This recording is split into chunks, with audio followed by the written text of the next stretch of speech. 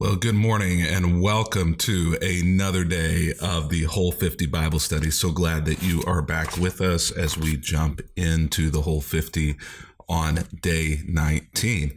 Numbers chapter 22, verses 21 through 35. You probably not heard ever, if ever, perhaps rarely, content from the book of Numbers. But some of these Old Testament books, especially those from the Torah, Genesis, Exodus, Leviticus, Numbers, and Deuteronomy, have some really amazing things in it. And we should not be in the habit of avoiding them. Like today, we are going to be in Numbers chapter 22 with a story that if you went to Sunday school, you might have actually heard this story. But really, whenever you go back and read a lot of these stories that maybe you heard as a child in church, whenever you go back and read them as an adult, they sanitize these stories a whole lot for us as kids. And so I would encourage you, if you've never done so, to go back and reread some of these stories that you may remember from childhood to get the real story. They're epic, incredible. David and Goliath, this one that we're going to read today. Samson and Delilah, what a story that one is. We'll add that in there for today. And FYI, today's brought to you by ChristTable.today and those who generously donate to ChristTable.today. And I know that many of you did so in order to make this Bible study series possible. We've got another one coming up starting on May 17th. Party on. Looking at the food festivals and all of the feasts in the Bible. Actually, not all of them, because there just was no way to fit all of them in. But it's going to be a real fun Bible study. We'd love to send it to you. Anybody who donates in the month of April will receive that Bible study. So today, why don't we just go ahead and jump into the book of Numbers and the story of Balaam and his ass, his donkey. Now, it's really difficult. I can't give all of the background in any length of time on this passage. And I'll encourage you, if you have extra time, to read around the passage that I've given you. Start earlier. You can actually read the entire chapter and even the second chapter after that. Numbers 22, Numbers 23. It goes into Numbers 24, Numbers 25. This is really just a small section of a really epic, incredible story. The setting is that the people of Israel, they've left Egypt. Pharaoh, let my people go. They've crossed into the desert. They've been in the desert. Now at this point, essentially for a long time, they are now pressing up against and into the promised land, the land of Israel, which we know now. And they are essentially right outside of Jericho. They're on the banks of the Jordan River. And this area is bordering land that is controlled by Moab and Moab's king, Balak.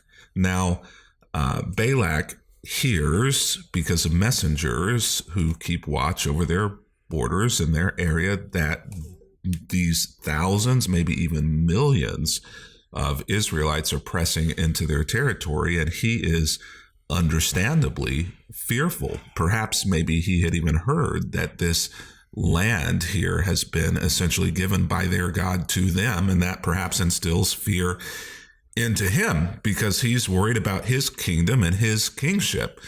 Now, what he doesn't know, which maybe if he would have asked, he would have known or done some intel, is that God has essentially said to Israel, don't touch Moab or don't touch Balak.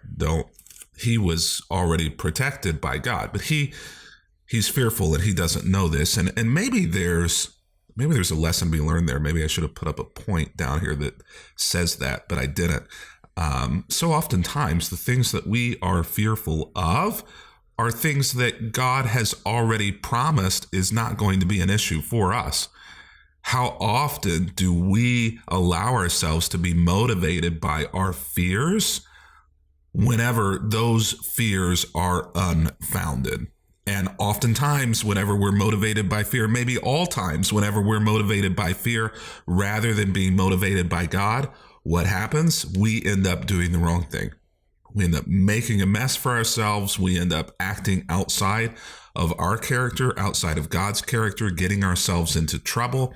This is what happens to the king of Moab, Balak, as well. Is he becomes so fearful of something that is not even going to come to pass, that God is protected him from, that it ends up making a huge mess for him. So what does he do? Well, it seems as though he must not feel as though he has the military might in order to beat the Israelites. So he sends for a prophet. Now, we hear prophet, we think a prophet of God, but there were prophets of all sorts of tone and tenor in those days. And so he reaches even to the ends of Mesopotamia and calls for a prophet called Balaam. I know that sounds like Balak, but Balak's the king and Balaam is the prophet that he calls for. And he calls Balaam in order to essentially bring a curse on this nation, onto the people of Israel, hoping that it would at least even the playing field, because the stories that were being told about how they had handled mightily what had gone on in Egypt, what had gone on at Sinai, other places that they'd come in contact with, the fact that the Red Sea split in half and they had walked thousands, tens and hundreds of thousands of them across on dry land. Clearly, this nation's God was protecting them and helping them. Balak did not think that he could stand up against that, so he hoped to be able to have some other god bring a curse down on them so that at least the playing field might be leveled so that Moab would have a chance. And again, Moab didn't need a chance. So he finds Balaam. Balaam essentially says, no, I'm not going to go do this. He says, well, how much, if I give you a blank check, will it take? Balaam thinks about it a little longer and actually invites feedback from God.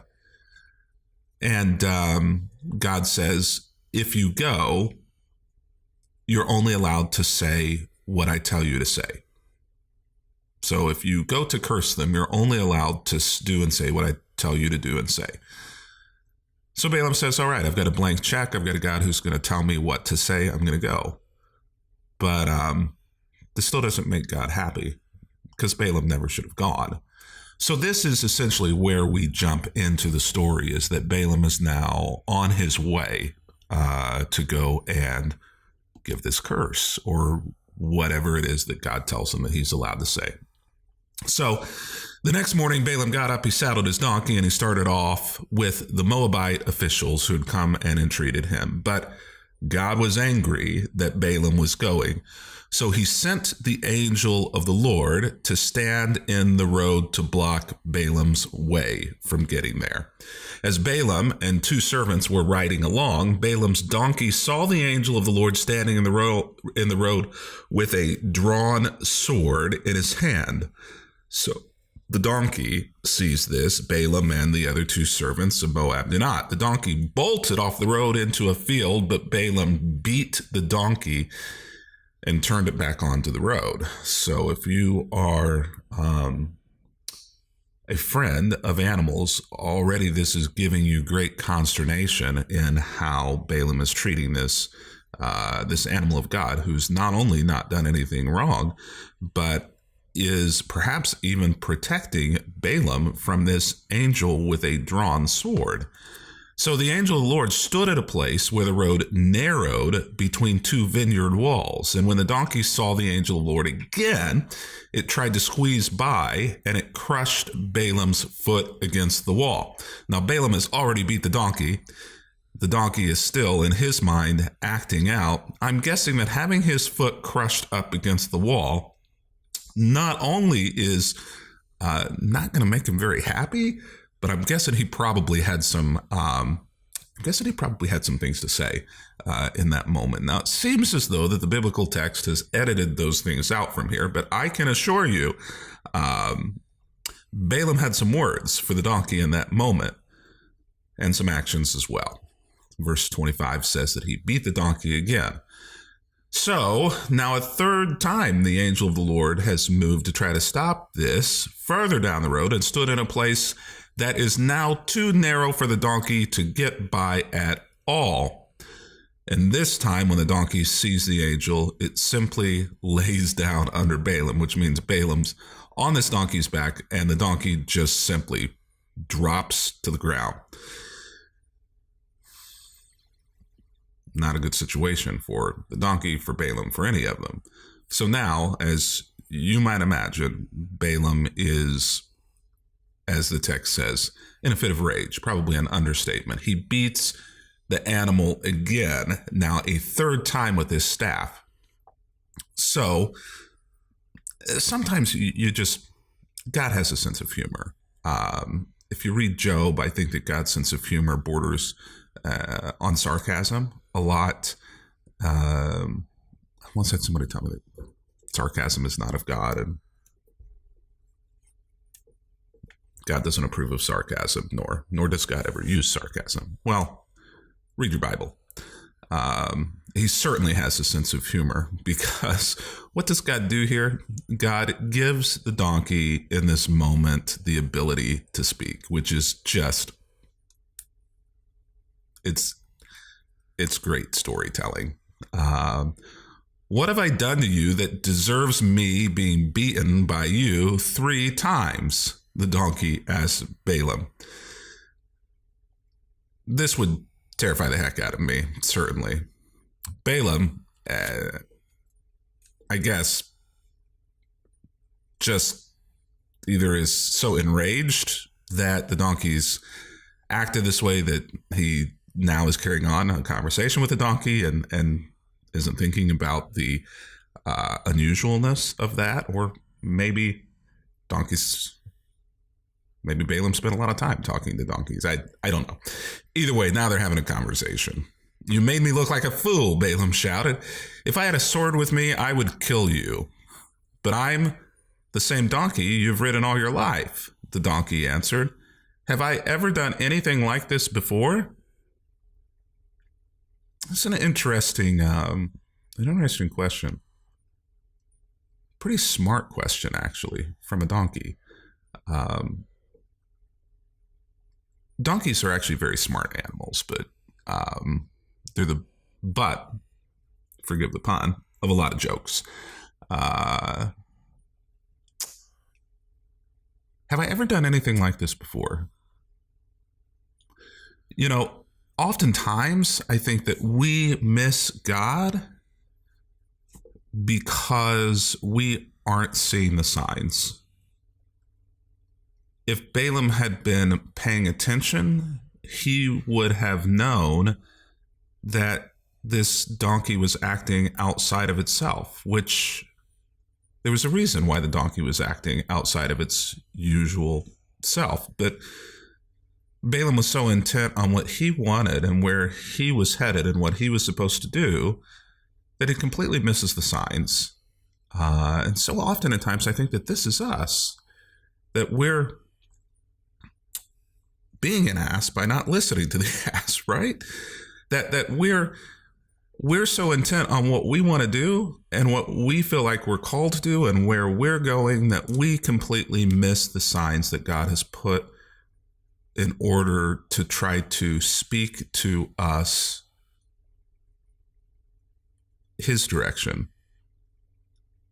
The donkey answered, have I ever done anything like this before? No, Balaam admitted. No, you've not. Then the Lord opened Balaam's eyes, and now he's not just hearing, but he's seeing. He's seeing the angel of the Lord standing in the roadway with a drawn sword in his hand. So Balaam bows his head and fell face down on the ground before him. A little too late, Balaam. Why did you beat your donkey those 3 times? The angel of the Lord demanded. Look, I have come to block your way because you are stubbornly resisting me. 3 times the donkey saw me and shied away. How many times do we press through God's roadblocks because we have a stubborn, it's not the donkey who's stubborn in this story, it's Balaam. And oftentimes in the story, it's us in our stories who are stubborn. And we push through God's roadblocks again and again and again because it's what we want, not what God wants. 3 times the donkey tried to stop you because it saw that God was trying to stop you from doing what you were doing. And if the donkey hadn't have done that, I would certainly have killed you by now and saved the donkey.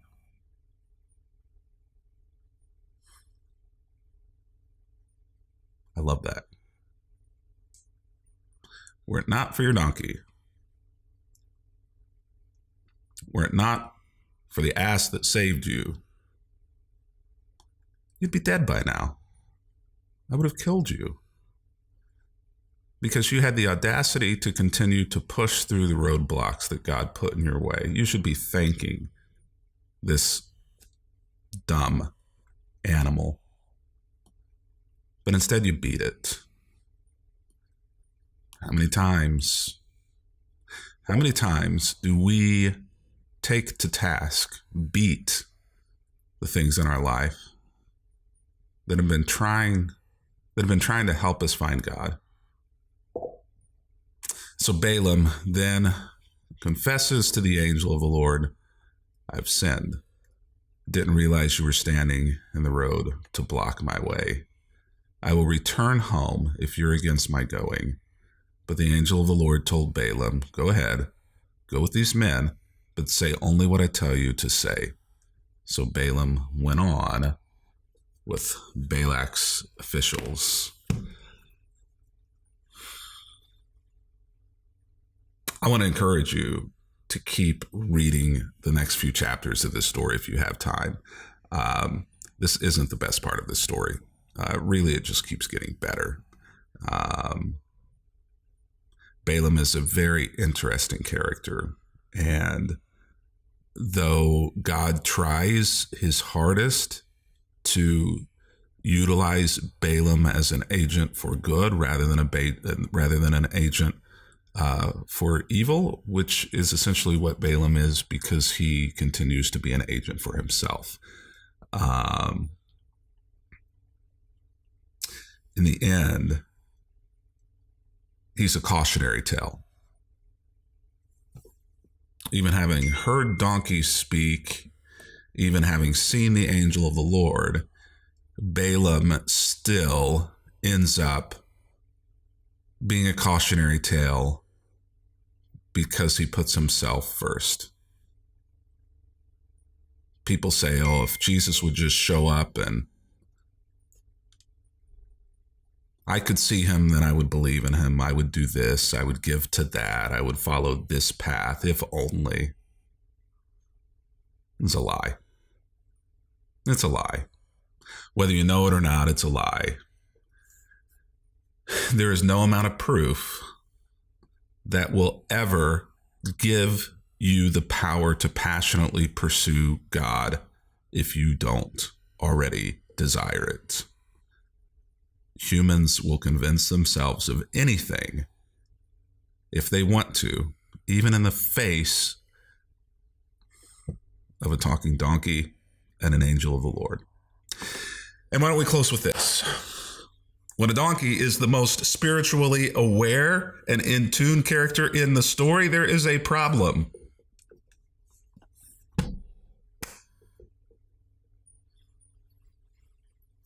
And forgive me, but oftentimes the asses in your life, the pains in your life, are the most spiritually aware people and problems in your life. Maybe the donkeys in your life, the asses, are the things that God has put there to point you back to him. And maybe if you'll start listening to him, to them, maybe, just maybe, things will turn around for you.